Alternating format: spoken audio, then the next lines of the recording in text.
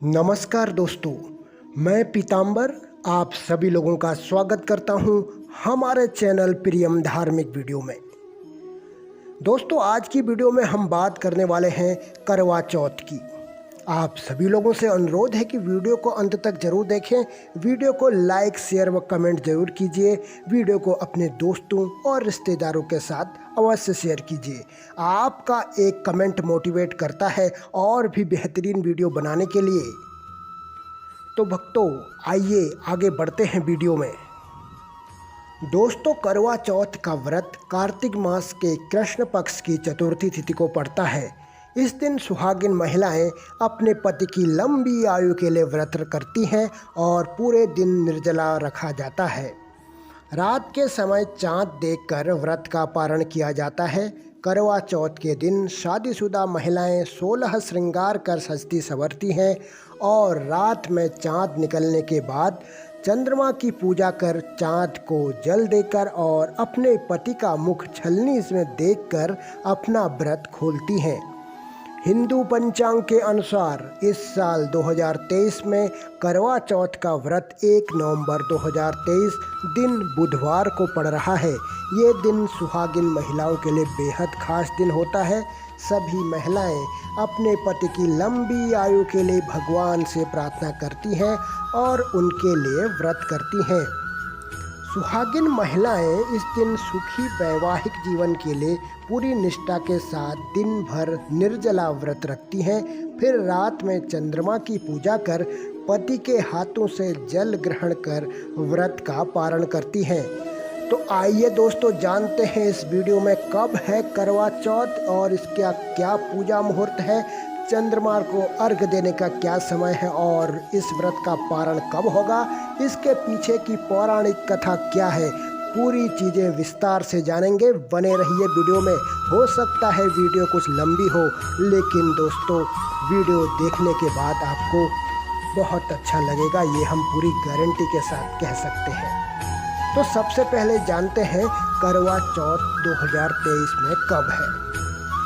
वैदिक पंचांग के अनुसार इस बार कार्तिक माह के कृष्ण पक्ष की चतुर्थी तिथि 31 अक्टूबर दिन मंगलवार को रात 9:30 से प्रारंभ हो रही है। यह तिथि 1 नवंबर बुधवार को रात 9:19 पर खत्म होगी। उदया तिथि और चतुर्थी के चंद्रोदय के आधार पर करवा चौथ का व्रत 1 नवंबर दिन बुधवार को रखा जाएगा। इस दिन व्रती को 13 घंटे 42 मिनट तक निर्जला व्रत रखना होगा। व्रत सुबह 6:33 से रात 8:26 तक होगा। आइए अब जानते हैं करवा चौथ 2023 का पूजा मुहूर्त क्या है। जो महिलाएं 1 नवंबर बुधवार को करवा चौथ का व्रत रखेंगी, उनको शाम में पूजा के लिए 1 घंटा 18 मिनट का शुभ समय प्राप्त होगा। करवा चौथ पूजा का शुभ मुहूर्त शाम 5:44 से शाम 7:02 तक है। आइए जानते हैं अब करवा चौथ पर चंद्रमा पूजन और अर्घ का समय क्या है। करवा चौथ के दिन चंद्रोदय रात 8:26 पर होगा। जगह के हिसाब से ये थोड़ा 1-2 मिनट आगे पीछे हो सकता है। इस समय से आप चंद्रमा पूजन के साथ अर्घ दे सकते हैं। चंद्रमा को अर्घ देने पर व्रत पूरा होता है। करवा चौथ 2023 का पारण समय भी हम जान लेते हैं। करवा चौथ व्रत का पारण चंद्रमा को अर्घ देने के बाद किया जाता है। पति के हाथों से जल पीकर व्रत को पूरा करते हैं। 1 नवंबर को रात 8:26 के बाद आप कभी भी पारण कर सकती हैं। इस बार 3 योग में है करवा चौथ। आइए जानते हैं वो 3 योग कौन कौन से हैं। इस साल करवा चौथ पर 3 योग बन रहे हैं। इस दिन सर्वार्थ सिद्धि योग सुबह 6:33 से प्रारंभ होगा, जो अगले दिन प्रातः 4:36 तक रहेगा। सर्वार्थ सिद्धि को शुभ योग माना जाता है। इसमें किए गए कार्य सफल सिद्ध होते हैं। उस दिन प्रातःकाल से दोपहर 2:07 तक परिध योग है। उसके बाद से शिव योग प्रारंभ होगा, जो अगले दिन तक रहेगा। करवा चौथ के दिन मृगशिरा नक्षत्र सुबह से लेकर अगले दिन 2 नवंबर को सुबह 4:36 तक है। आइए दोस्तों, अब जानते हैं करवा चौथ का महत्व क्या है। करवा चौथ का व्रत सुहागिन महिलाओं के जीवन में बहुत महत्व रखता है। ये व्रत शादीशुदा महिलाओं के दाम्पत्य जीवन में खुशियां भरता है। इस दिन सास अपनी बहू को सरगी देती है, जिससे सुबह सूर्योदय से पहले खाया जाता है। करवा चौथ में व्रत में सरगी का बहुत महत्व है। इसके बिना करवा चौथ का व्रत पूरा नहीं माना जाता है। आइए अब जानते हैं करवा चौथ की पूजा विधि। करवा चौथ के दिन सूर्योदय से पहले उठकर स्नान करें। इसके बाद मंदिर की साफ सफाई करके दीपक जलाएं। फिर देवी देवताओं की पूजा अर्चना करें और निर्जला व्रत का संकल्प लें। शाम के समय पुनः स्नान के बाद जिस स्थान पर आप करवा चौथ का पूजन करने वाले हैं वहां गेहूं से फलक बनाएं और उसके बाद चावल पीसकर करवा की तस्वीर बनाएं। इसके बाद 8 पूरियों की अठवारी बनाकर उसके साथ हलवा या खीर बनाएं और पक्का भोजन तैयार करें।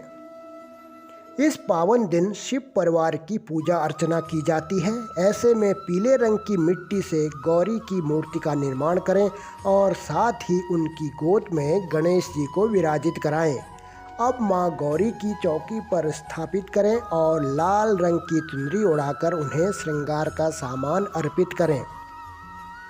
माँ गौरी के सामने जल से भरा कलश रखें और साथ ही टोंटीदार करवा भी रखें, जिससे चंद्रमा को अर्घ्य दिया जा सके। इसके बाद विधिपूर्वक गणेश गौरी की विधिपूर्वक पूजा करें और करवा चौथ की कथा सुनें। कथा सुनने से पूर्व करवे पर रोली से एक सतिया बनाएं और करवे पर रोली से 13 बिंदियां लगाएं। कथा सुनते समय हाथ पर गेहूं या चावल के 13 दाने लेकर कथा सुनें। पूजा करने के उपरांत चंद्रमा निकलते ही चंद्र दर्शन के उपरांत पति को छलनी से देखें। इसके बाद पति के हाथों से पानी पीकर अपने व्रत का पारण करें। आइए दोस्तों, अब जानते हैं करवा चौथ का इतिहास क्या है। पौराणिक कथनानुसार रामायण काल में माता सीता ने लंका में रहने के दौरान अशोक वाटिका में निर्जला व्रत रखा था। इसके बाद देवताओं ने आकर उन्हें राम जी की सलामती की बात बताकर खीर खिलाई थी। मान्यता है कि पहली बार करवा चौथ का व्रत माता सीता ने रखा था। दूसरी कथा है कि जब देवताओं और राक्षसों के बीच युद्ध हो रहा था और देवता हारने लगे थे, तब ब्रह्मा जी ने सभी देवियों से अपने पतियों की रक्षा के लिए करवा चौथ का व्रत रखने को कहा था। सभी देवियों ने सच्चे मन से निर्जला व्रत रखा था और अंत में देवताओं की विजय हुई थी। उस दिन कार्तिक माह की चतुर्थी तिथि थी, जिसकी वजह से हर साल इस दिन करवा चौथ का व्रत रखा जाता है। एक और कथा है, पौराणिक कथा, जिसके अनुसार महाभारत काल के दौरान जब अर्जुन तप के लिए नीलगिरी पर्वत जाते हैं और दूसरी ओर पांडवों पर संकट आन पड़ता है, तब द्रौपदी श्री कृष्ण से उपाय पूछती है और भगवान कहते हैं कि अगर तुम कार्तिक माह की चतुर्थी को करवा चौथ का व्रत रखती हो तो सभी संकट खत्म हो जाएंगे। द्रौपदी कृष्ण जी के कहने पर विधि विधान से करवा चौथ का उपवास रखती हैं और उनके सभी कष्ट खत्म हो जाते हैं। आइए दोस्तों, अब जानते हैं करवा चौथ की परंपरा और अनुष्ठान। उसमें सबसे पहले है सरगी। करवा चौथ पर सरगी एक विशेष मील है जिसे सास द्वारा तैयार किया जाता है। करवा चौथ के दिन सूर्योदय से पहले सास बहू को सरगी देती है और बहू उसे खाती है। सरगी एक विशेष भोजन है जिसमें नारियल पानी, सेवैया या सेवई, भीगे हुए मेवे, सूखे मेवे, भरवा रोटी, फल या फलों का रस, घर की बनी मिठाइयाँ और अन्य व्यंजन शामिल होते हैं। सरगी के अलावा सास अपनी बहू को खास दिन पर पहनने के लिए ट्रेडिशनल साड़ी और गहने भी देती है। दूसरी एक चीज़ है बयां। करवा चौथ के दिन सास को अपनी बहू के मायके से उपहार मिलते हैं। इस दिन पति के परिवार की सभी विवाहित महिलाओं को उपहार दिए जाते हैं। बयां में सूखे मेवे, नमकीन, मठरी, साड़ियाँ और बर्तन शामिल होते हैं। आइए दोस्तों, अब जानते हैं करवा चौथ के व्रत की पौराणिक कथा। इसके पीछे 2 कथाएं हैं, दोनों को हम एक एक करके आपको बताएंगे। तो सबसे पहले वाली बताते हैं। करवा चौथ की कहानी है कि देवी करवा अपने पति के साथ तुंगभद्रा नदी के पास रहती थी। एक दिन करवा के पति नदी में स्नान करने गए तो एक मगरमच्छ ने उनका पैर पकड़ लिया और नदी में खींचने लगा। मृत्यु करीब देखकर करवा के पति करवा को पुकारने लगे। करवा दौड़कर नदी के पास पहुंची और पति को मृत्यु के मुंह से ले जाते हुए मगर को देखा। करवा ने तुरंत एक कच्चा धागा लेकर मगरमच्छ को एक पेड़ से बांध दिया। करवा के सतीत्व के कारण मगरमच्छ कच्चे धागे में ऐसा बंधा कि टस से मस नहीं हो पा रहा था। करवा के पति और मगरमच्छ दोनों के प्राण संकट में फंसे थे। करवा ने यमराज को पुकारा और अपने पति को जीवन दान देने और मगरमच्छ को मृत्युदंड देने को कहा। यमराज ने कहा कि मैं ऐसा नहीं कर सकता, क्योंकि अभी मगरमच्छ की आयु शेष है और तुम्हारे पति की आयु पूरी हो चुकी है। क्रोधित होकर करवा ने यमराज से कहा, अगर आपने ऐसा नहीं किया तो मैं आपको श्राप दे दूंगी। सती के श्राप से भयभीत होकर यमराज ने तुरंत मगरमच्छ को यमलोक भेज दिया और करवा के पति को जीवन दान दिया। इसलिए करवा चौथ के व्रत में सुहागिन स्त्रियां करवा माता से प्रार्थना करती हैं कि हे करवा माता, जैसे आपने अपने पति को मृत्यु के मुंह से वापस निकाल लिया, वैसे ही मेरे सुहाग की भी रक्षा करना। आइए दोस्तों, अब जानते हैं करवा चौथ की दूसरी कथा, जो ज़्यादा प्रचलित है, जिसे इस व्रत के दौरान पढ़ा जाता है। वो कुछ इस प्रकार है। बहुत समय पहले की बात है। एक साहूकार के 7 बेटे और उनकी एक बहन करवा थी। सभी 7 भाई अपनी बहन से बहुत प्यार करते थे, यहाँ तक कि वे पहले उसे खाना खिलाते और बाद में स्वयं खाते थे। एक बार उनकी बहन ससुराल से मायके आई हुई थी। शाम को भाई जब अपना व्यापार व्यवसाय बंद कर घर आए तो देखा कि उनकी बहन बहुत व्याकुल थी। सभी भाई खाना खाने बैठे और अपनी बहन से भी खाने का आग्रह करने लगे, लेकिन बहन ने बताया कि आज करवा चौथ का उसका निर्जला व्रत है और वह खाना सिर्फ चंद्रमा को देखकर उसे अर्घ्य देकर ही खा सकती है। क्योंकि चंद्रमा अभी तक नहीं निकला है, इसलिए वह भूख प्यास से व्याकुल हो उठी है।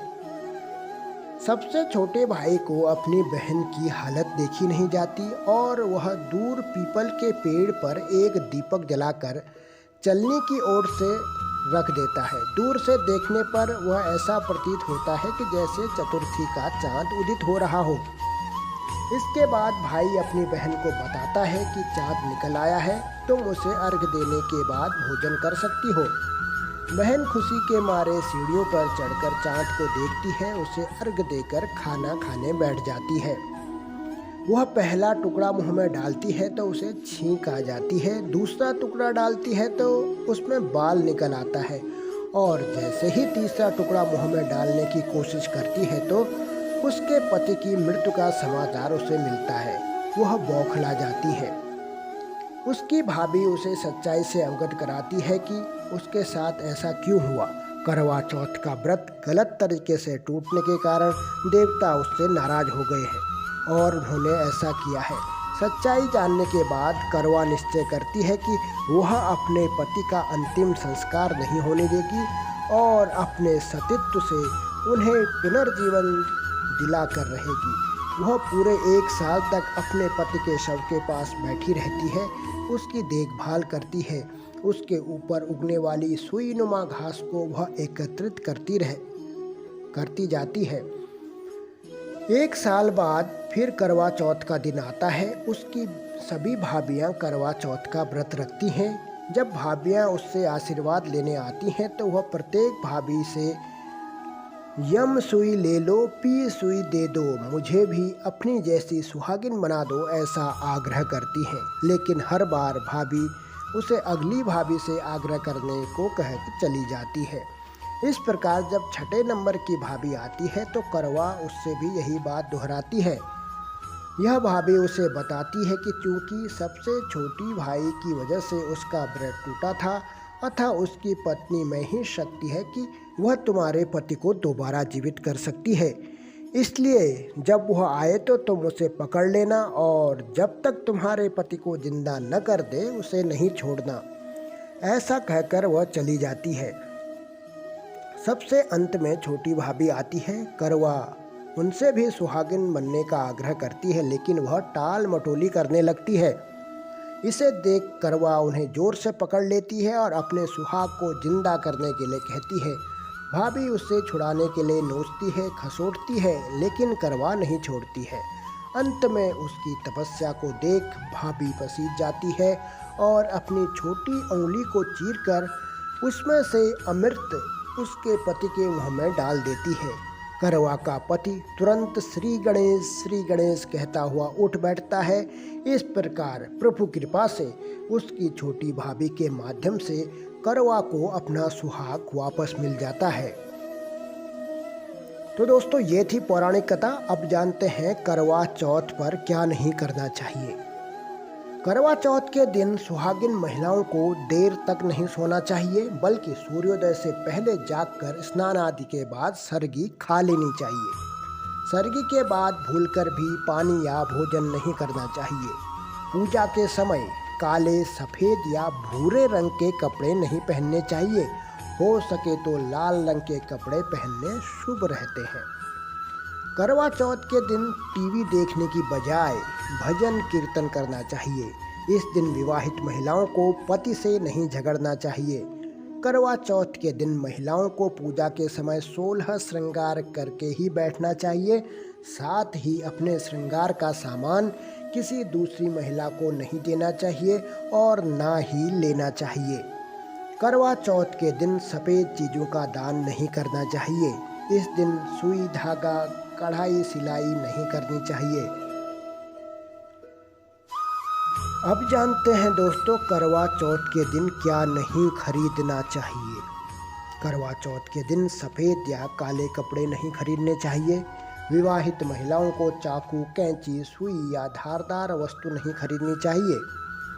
इस दिन आप चांदी की बिछिया खरीद सकती हैं। ऐसा करने से माता पार्वती प्रसन्न होती हैं। वास्तु के मुताबिक करवा चौथ के दिन रजनीगंधा का पौधा लगाना चाहिए। ऐसा करने से वैवाहिक जीवन में मिठास बनी रहती है। मोर पंख करवा चौथ के दिन खरीदना चाहिए और इसे बेडरूम की दीवारों पर लगाना चाहिए, जहां पति पत्नी दोनों की नज़र पड़ती हो। आइए दोस्तों, अब जानते हैं क्या कुंवारी लड़कियां भी रख सकती हैं करवा चौथ का व्रत। ज्योतिष के मुताबिक अविवाहित कन्याएं अपने मंगेतर या प्रेमी के लिए करवा चौथ का व्रत रख सकती हैं। हालांकि उनके लिए नियम कुछ अलग हैं। कुंवारी लड़कियां निर्जला व्रत नहीं रख सकती हैं, क्योंकि उन्हें सरगी नहीं मिलती, इसलिए वह फलाहार व्रत रख सकती हैं। करवा चौथ के दिन वे केवल करवा चौथ के व्रत में केवल कथा सुन सकती हैं और शिव पार्वती की पूजा कर सकती हैं।